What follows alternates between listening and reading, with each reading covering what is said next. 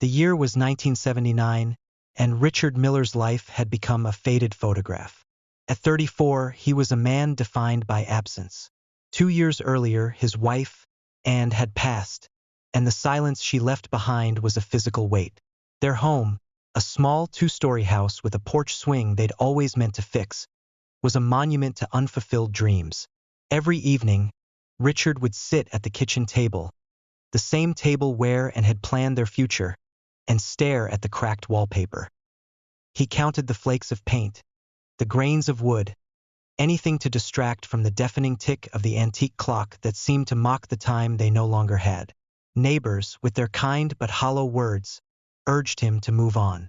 "Time heals all wounds," they'd say. "You're still young, Richard. Find someone new." But their words were static. He didn't want to start over. He wanted to continue the story he and Anne had begun. His heart was still tethered to a moment, a memory whispered in a sterile hospital room, bathed in the scent of antiseptic and regret. And her hand frail in his, had looked at him with eyes that held the universe. "Don't let love die with me, Richard," she had said, her voice a thread barely holding on. "Give it somewhere to go." That was his mission. Not a command, but a sacred trust. He was a man with a river of love to give, and no one to receive it. He had to find a place for it to flow. One rainy Tuesday, his old Ford pickup, a relic of better days, sputtered and died on a slick road. He was just a few miles from home, but it felt like a world away. As he got out in the pouring rain, he saw a sign. St. Mary's Orphanage. He'd never been there. He'd never even thought of it. But the broken-down truck had pointed him in this direction, and in that moment it felt like a higher power was at work. He walked inside, seeking a phone, a way back to his quiet house. Instead, he found a way forward. The air inside was heavy with the smell of old wood and forgotten hope. A distant, muffled sound of babies crying pulled him deeper into the building, down a long, dim corridor. The sound wasn't the kind of crying you hear in a nursery. It was a chorus of desperation, a symphony of want. It was a sound that broke Richard's silence and resonated with the ache in his own heart. He found them in a small, cramped room. 9 cribs were lined up in neat rows, a military formation of small lives. Inside each one was a tiny baby girl, all with wide, luminous brown eyes. Their skin was the color of rich, dark earth, and their small, fragile arms reached out into the empty air, grasping for a touch that wasn't there. They weren't crying in unison. It was a staggered, uneven sound, each one a separate sob of loneliness. A young nurse, her face etched with exhaustion, saw him standing in the doorway. She moved quietly toward him. "They came together," she said, her voice a low, tired whisper. "Left on the church steps one night. No note, no names, just 9 of them bundled in the same blanket." Richard's mind struggled to comprehend it. 9. How could someone abandon 9 lives like this? The number was staggering, inhuman. The nurse lowered her voice further, as if sharing a painful secret. "No one wants them," she said. "People come in and say they'll take 1, maybe 2, but never all. They'll be separated eventually." That word, separated, stabbed through him. It echoed his own loneliness, his separation from Anne. It was a word that defied Anne's promise, a direct contradiction to the idea of a family bound by choice, not blood. Richard felt a profound, sudden connection to these tiny lives. They were a family before they were even given a chance to be one, and now they were at risk of being torn apart. He walked closer to the cribs. One baby, with tiny fists clenched, stared up at him with a startling intensity, as if she already knew him. Another reached a small hand toward his sleeve, her fingers curling around the faded fabric of his jacket. Another smiled, a small, gummy grin that was a sudden burst of pure, unfiltered joy in the somber room. In that moment, something inside Richard cracked open. The hollow ache he had carried for 2 years was replaced by a new, heavier, but undeniably alive feeling: responsibility. He turned to the nurse, his voice a raw, trembling whisper. "What if someone took all of them?" The nurse almost laughed, a dry, humorless sound. "All 9? "Sir, no one can raise 9 babies. Not alone, not without money. People will think you're crazy." But Richard wasn't listening. He was looking at the 9 small souls, their lives hanging in the balance. He thought of Anne's whispered promise, of the love she wanted to live on. He thought of the emptiness of his house and the promise of a future that had felt so distant. He knew what he had to do. "I'll take them," he said, his voice now steady and resolute. "All of them." The nurse just stared at him, but Richard had already made his decision. He had found a place for his love to go. It was a terrifying, impossible choice, but it was also the only one he could make. The days that followed Richard's decision were a blur of paperwork and relentless opposition. The social workers at St. Mary's called his choice reckless.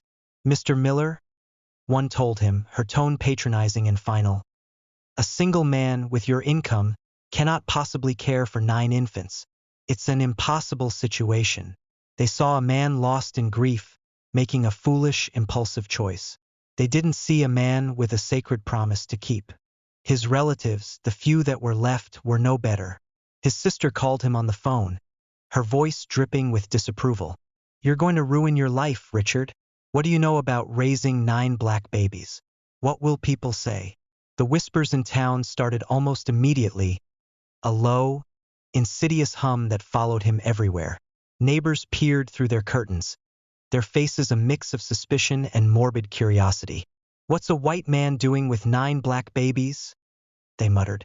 Some muttered darker things, accusations of ulterior motives, of using the children for some twisted purpose they couldn't name.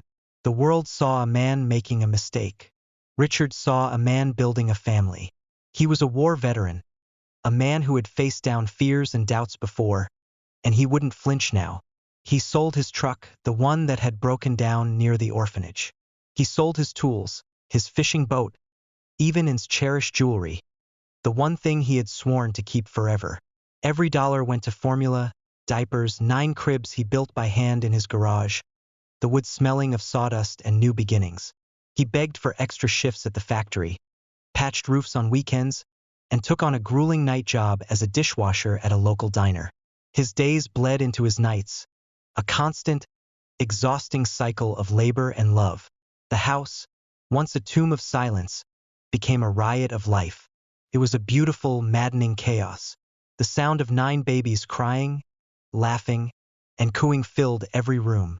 Bottles were always boiling on the stove, and laundry lines sagged under the weight of an endless supply of tiny clothes. Richard learned to do things he never imagined. He learned to change a diaper with one hand while holding a squirming infant with the other. He learned to braid hair with clumsy fingers, a task that took hours but brought him closer to his daughters. He learned which lullaby calmed which child, which touch soothed a fever, and which scent meant a full diaper.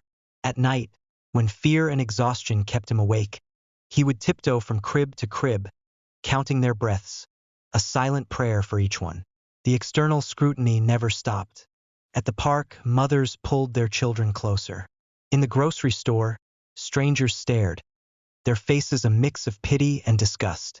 Once, a man spat at Richard's feet and said, "You'll regret this, you fool." But regret never came.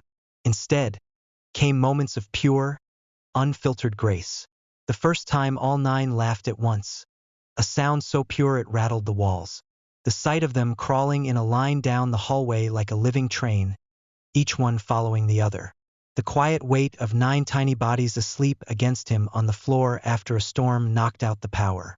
He was their father, their protector, and in their small world he was all they knew. The years passed in a whirlwind of skinned knees, homework assignments, and whispered secrets. Raising one child was a challenge. Raising 9 alone was a war. Richard's hands were perpetually calloused from extra shifts at the factory. His back was permanently bent from years of lifting, carrying, and chasing after his daughters. But his heart grew stronger with every scraped-together meal and every patched-up shirt. He learned their rhythms, their sparks, their individual souls. Sarah was the loudest laugh in the house, a girl whose joy was infectious and uncontainable. Ruth was shy and clung to his shirt whenever strangers came near. Naomi and Esther, mischievous partners in crime, were forever sneaking cookies and hiding in closets. Leah was tender, always the one to place her small hand on her sister's shoulder when fights broke out. Mary, quiet but fierce, was the first to learn to walk and talk, a tiny engine of determination. Hannah, Rachel, and little Deborah were inseparable, their games filling the house with endless noise. To the outside world, they were the Miller Nine. The name was a brand, a whispered curiosity.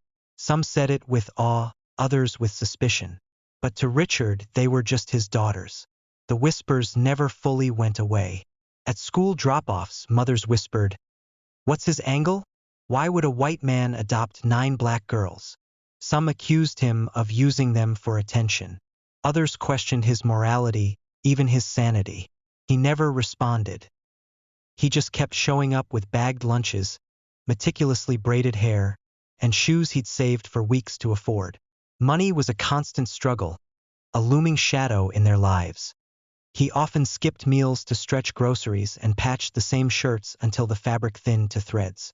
At night, when the house was finally quiet, he would sit at the kitchen table, bills stacked like enemies, his head in his hands. But he never let his daughters see his despair. When they looked at him, they saw a rock, an unmovable force of love. That strength was what gave him strength back. There were moments of grace that stitched him to them tighter than blood. Birthdays with homemade cakes that sometimes collapsed in the middle, but were celebrated with more joy than any store-bought cake could ever bring. Christmas mornings when 9 pairs of hands tore open gifts wrapped in old newspaper, the paper rustle a symphony of pure delight. Nights spent under the stars in the backyard, all of them squeezed onto one blanket, listening as Richard told them stories about and the mother they never knew, but who lived in every sacrifice he made.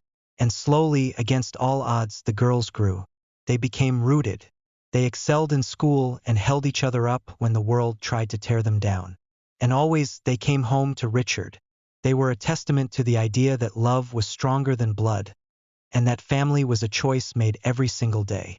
Time, that merciless thief, stole the years from Richard's face and back. By the late 1990s, his hair had turned a salt and pepper gray, and his once straight back was now bent from years of tireless labor. The girls, no longer just children but young women, began to leave. The house, once a cacophony of cries, laughter, and endless chatter, grew quiet again.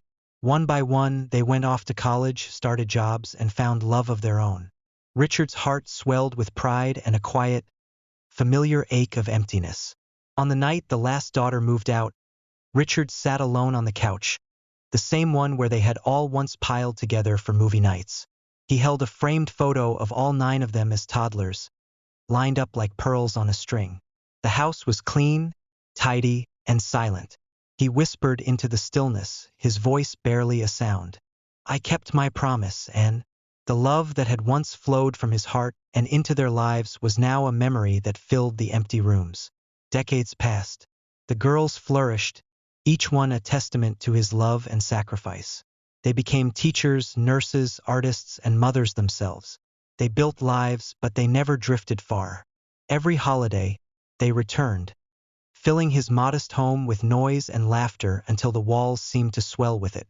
And each time, Richard sat back in his worn armchair, his eyes wet with tears, marveling at the miracle he had been foolish enough and brave enough to choose. Now, 46 years later, in 2025, the world finally saw what Richard had known all along. A famous magazine, the one that had once run stories about the strange white man with 9 black babies, wanted to do a follow-up. They called it a reunion, a tribute to a man who defied expectations and redefined the meaning of family. Richard, now 80, sat in a grand armchair in his own living room. The lines on his face were etched deep, a map of a life well lived. His body was frail, but his eyes were still clear, sparkling with the same light that had guided him all those years ago. Around him, 9 women, no longer girls, surrounded him.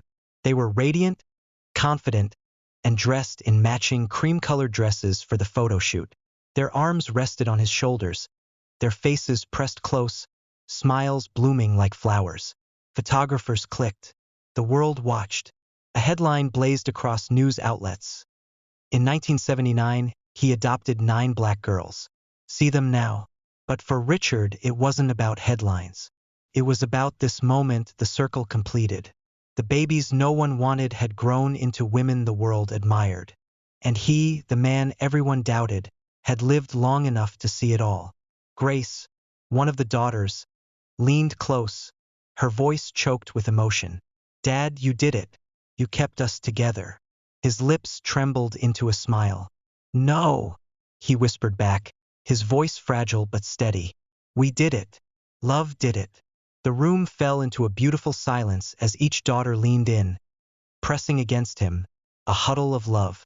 9 strong women, encircling the frail frame of the man who had chosen them when no one else would. And for the first time in 46 years, Richard allowed himself to cry without hiding it.